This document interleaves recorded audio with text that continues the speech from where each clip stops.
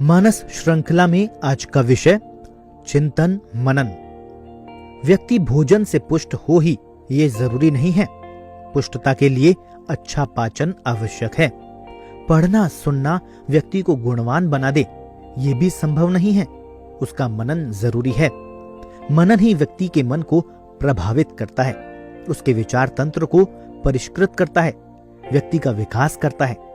इसका अच्छा उदाहरण है संचार माध्यमों का प्रभाव। आज टेलीविजन और समाचार पत्रों को देखें तो पता चलेगा कि जीवन के अनावश्यक विषय इनमें छाए रहते हैं। महत्वपूर्ण विषय गौण रहते हैं। यदि हमसे पूछा जाए कि आज की मुख्य खबरें क्या हैं, तो उत्तर मिलेगा यहाँ दुर्घटना, वहाँ इतने मरे, शहर में झगड़ा आदि आदि। जीवन के मूल विषयों की सामग्री पर बहुत कम लोगों का ध्यान जाता है। अधिकतर लोग अपराध, दुर्घटना आदि के समाचारों को ही देखते हैं। इसका कारण स्पष्ट है, उनको पढ़ने लिखने के बारे में कभी चिंतन मनन की आवश्यकता महसूस नहीं हुई। जो सामने आया देखने बैठ गए। क्या देखना चाहिए, क्या पढ़ना चाहिए, किसको पढ़ने और देखने से मानसिकता दूषित होती है, इत्यादि बातों पर कोई विचार ही नहीं करता। क्यों पढ़ते हैं, इस पर भी हम विचार नहीं करते। क्या वह पढ़ा जो जीवन में उपयोगी है, वह उपयोगी कैसे बन सकता है, इसके लिए कोई चिंतन नहीं।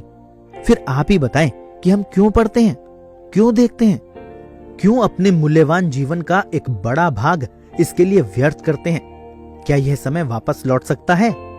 क्या हमारा समय इतना मूल्यहीन है कि उसे बिना किसी प्रयोजन के व्यर्थ गवाया जाए? क्या हमारा हर कार्य सार्थक नहीं होना चाहिए? अन्यथा जीवन कैसे सार्थक बनेगा? बात चिंतन की है, मनन की है। इसका प्रयोग केवल संतों पर ही लागू नहीं होता। हर विचारवान व्यक्ति को चिंतन करना है। अपने अतीत के कार्यों का चिंतन, वर्तमान का चिंतन और भावी योजनाओं का चिंतन। क्या है और क्या बनना है, इसका चिंतन। कैसे लक्ष्य तक पहुंच सकते हैं, इसका चिंतन। बिना चिंतन के केवल करते रहने से हम लक्ष्य तक नहीं पहुंच सकते। चिंतन कैसे किया जाए, इस बारे में जानकारी की जा सकती है। बड़े बूढ़ों से सीखा जा सकता है। अपनी प्रवृत्तियों को, अपने स्वभाव को कैसे समझें, कैसे बदलें, इसका ज्ञान भी आवश्यक है। इसके चिंतन मनन में मन लगाना भी आवश्यक है। इसके बिना जीवन यात्रा की सही शुरुआत नहीं होगी। केवल चलते रहेंगे, पहुंचेंगे कहीं नहीं। चिंतन के लिए स्वाध्याय करना पड़ता है। अपने कार्यों का, व्यवहार का आकलन करना पड़ता है। सच्चाई का बोध होने पर उसे स्वीकार करना भी आवश्यक है। जागरूक रहना पड़ेगा। स्वयं के विकास के प्रति निरंतरता भी बनाए रखनी होगी। स्वाध्याय मनन का मार्ग है। इससे आप कुछ क्षणों के लिए मन की दुनिया में रहते हैं, अपने मन को समझते हैं, अपनी इच्छाओं को जानने लगते हैं, उनका परिष्कार कर सकते हैं, अपने कार्यों का जायजा लेते हैं, अपनी गलतियों को सुधारने का संकल्प करते हैं और इस प्रकार दिन प्रतिदिन अपने व्यक्तित्व में निखार ला सकते हैं। चिंतन का मार्ग लंबा होता है। हर क्रिया की प्रतिक्रिया अवश्य लंबी होती है। हर ध्वनि की प्रतिध्वनि होती है। आधा घंटे में पड़ी हुई जानकारी पर घंटों चिंतन हो सकता है। 2 मिनट के व्यवहार पर घंटों चिंतन करना पड़ सकता है। इस चिंतन मनन के बिना पढ़ाई का आधा घंटा भी व्यर्थ ही जाएगा।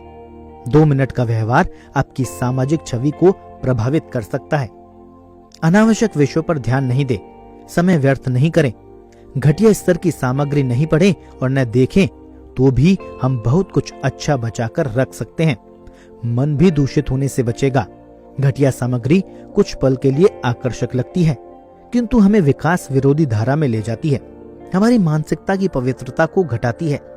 बाद में हमें फिर से अधिक प्रयास करके इन प्रभावों को हटाना पड़ेगा।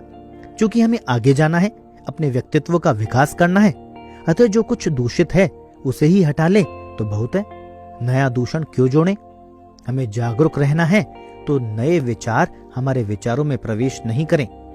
हम मनन करते रहें, निर्मल बनते रहें, अपने लक्ष्य के अलावा अन्य किसी मार्ग की ओर आकर्षित न हों। यही हमारी सफलता का सूत्र होगा। कुछ बनना चाहते हैं तो इसके लिए कुछ करना भी पड़ेगा। निरंतर बने रहना चाहते हैं तो निरंतर ही मनन करते रहना पड़ेगा। इसका कोई शॉर्टकट नहीं है।